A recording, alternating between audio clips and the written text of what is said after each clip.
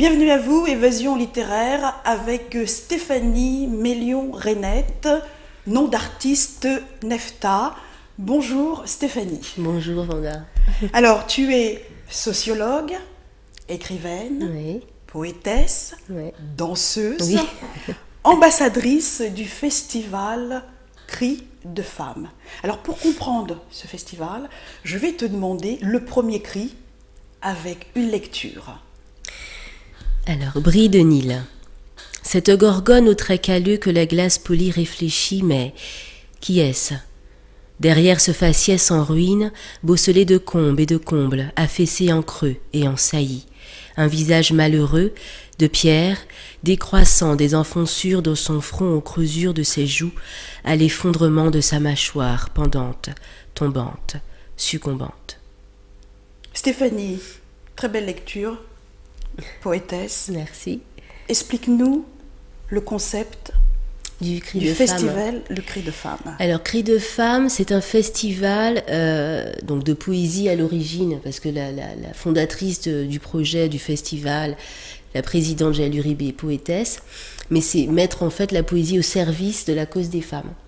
Donc, ce Cri de femmes, c'est un ensemble d'ambassadrices dans le monde, donc à peu près 40 pays cette année, qui vont organiser un événement chez elles, dans leur pays, et mobiliser donc les artistes comme les poètes, mais bon, les artistes au sens plus large, en ce qui me concerne, et qui vont donc donner de la voix pour les femmes dont la souffrance souvent est tue, on va dire, est tabou dans certains cas. Elle s'appelle Jaël Uribe, dominicaine. Voilà, Comment tu l'as rencontrée? Alors elle m'a contactée, ça c'est la magie de l'internet, elle m'a contactée par mail en me disant voilà le projet, voilà le festival, est-ce que vous voudriez participer? Et j'ai dit oui parce que ça m'a tout de suite parlé en fait, hein. Ça a été un cri du cœur pour le coup de dire oui, voilà, et ça a été un investissement personnel d'abord parce que c'est un festival caritatif et que nous sommes tous bénévoles et que le principe c'est vraiment de se consacrer aux femmes pendant un mois. Quelle a été la cause de Jaël Uribe? Donc elle était malade, elle avait donc le cancer de l'utérus. Voilà, elle a eu un cancer qui a été très douloureux et très éprouvant physiquement, donc elle avait commencé à échanger d'abord par un blog où elle mettait des textes et donc elle a pu échanger avec d'autres femmes qui ont elles aussi posté sur ce site. Et petit à petit, elle s'est rendue compte que finalement, les douleurs des femmes étaient plus que physiques. Elle est partie de ce constat-là. Et suite à la mort de la fille d'une amie, qui est morte après avoir été battue par son mari, elle s'est dit que c'était important de faire entendre ce cri plus largement et donc d'inviter les femmes à se mobiliser en fait. Et les hommes aussi, parce que nous avons aussi des ambassadeurs, et ça, faut le souligner. Les hommes qui soutiennent. Quel est le programme pour cette édition? Alors, on est à la combien d'édition? On est à la 3e édition en France, donc 3e édition à Paris, 2e édition en Guadeloupe, 1re édition en Martinique. Donc le but, c'est évidemment de faire entendre le cri de plus en plus largement. Donc voilà, la Martinique rentre enfin dans la ronde.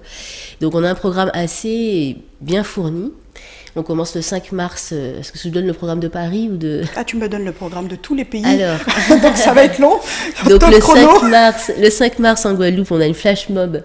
Donc pour lancer, voilà, dans la rue, d'être dans le vivant. Donc voilà, le 5 mars en Guadeloupe. Le 7 mars, on a une exposition à la Babs Galerie à Bagnolet. Donc avec Lady JD, donc qui peint des femmes. C'est très vivant, très coloré, très... je trouve que ça a beaucoup d'impact, sa peinture. Donc avec aussi des performances. Le 7 et le 8 mars en Guadeloupe, on a des ateliers coaching donc pour la journée de la femme à la piétonne de Basse-Terre, donc avec les commerçants qui nous accompagnent, et la mairie de Basse-Terre et le conseil général qui nous accompagne dans cette action, donc des ateliers de sensibilisation avec la population, les jeunes, etc. Ensuite, on a donc le 8 mars à Paris, on a un séminaire le matin à la Babs Galerie de 11h à 14h qui est autour de l'influence des catégories de genre aux Antilles, donc pour questionner le rapport homme-femme chez nous. Ensuite, le soir à 20h, on a le concert Croon au sens de crooner en fait, donc des artistes vont venir célébrer les femmes, ce sera au Théâtre du Temps. Ensuite, on a le 14 mars à Paris, toujours au Théâtre du Temps, donc toutes les représentations seront au Théâtre du Temps. On a une pièce de théâtre, Ces jours qui dansent avec la nuit, donc qui est un monologue d'une femme dont l'enfant albinos a été tué par le père. Donc c'est une femme qui va vivre une descente aux enfers et qui va raconter en fait ce parcours de femme. Donc c'est très intéressant, on va pouvoir en débattre ensuite. Le 14 et le 15 mars en Guadeloupe, on a un cycle de séminaires, donc Femmes Cosmogonie. On va parler de la femme en tant que mère, donc en tant que fondement de la vie, donc que ce soit des femmes donc d'âge mûr ou des jeunes femmes, parce qu'on va parler des grossesses précoces, on va parler du viol aussi, donc avec des spécialistes, donc des médecins, le docteur Viviane Mélion de France, le docteur Guy Allais, qui lui va parler par exemple des signes évocateurs du viol chez l'enfant. Donc parler un peu de tout ça, comment comment on accompagne aussi les jeunes filles qui sont victimes, etc. Ce sera à l'espace Vivel à Petit-Bourg.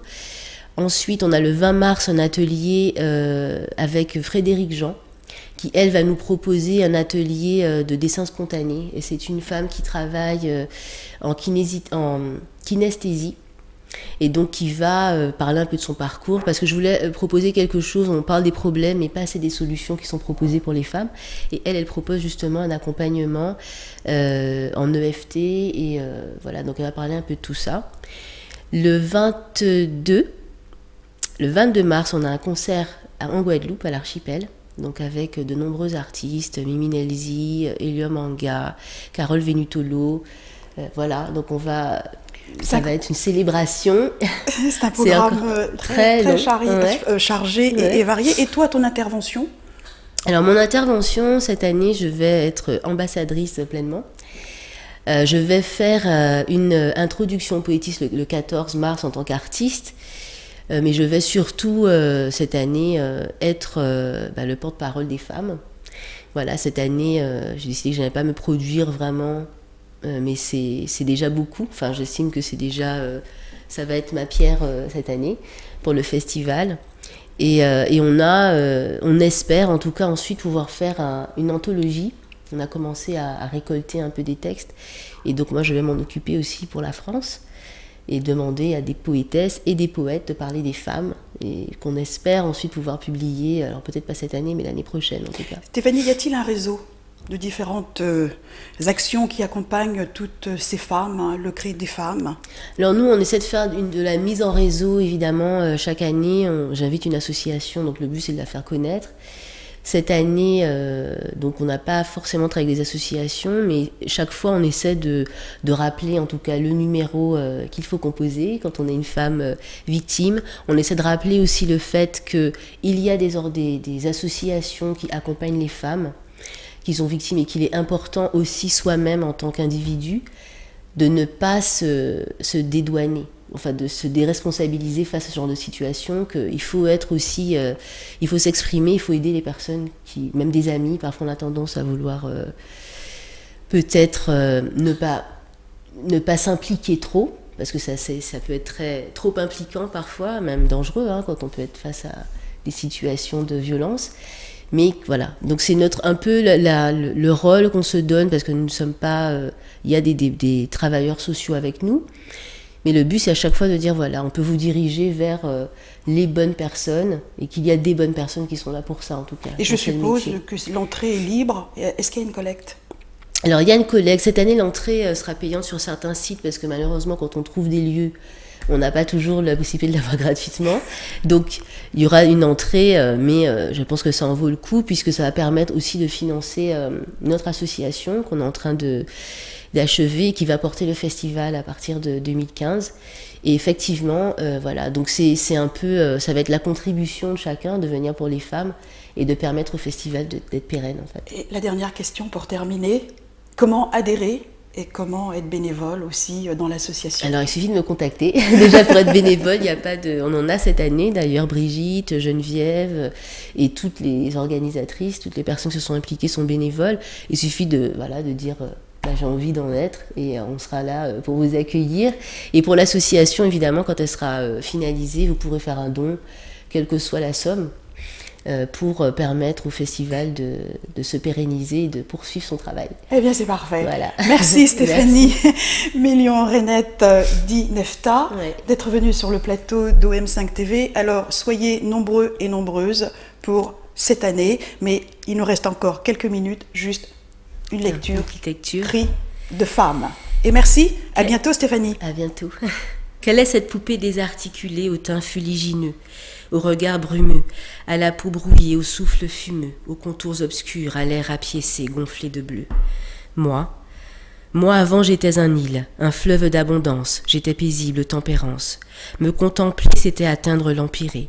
J'étais un havre, un port de paix, mon corps libre, exempt de chaînes.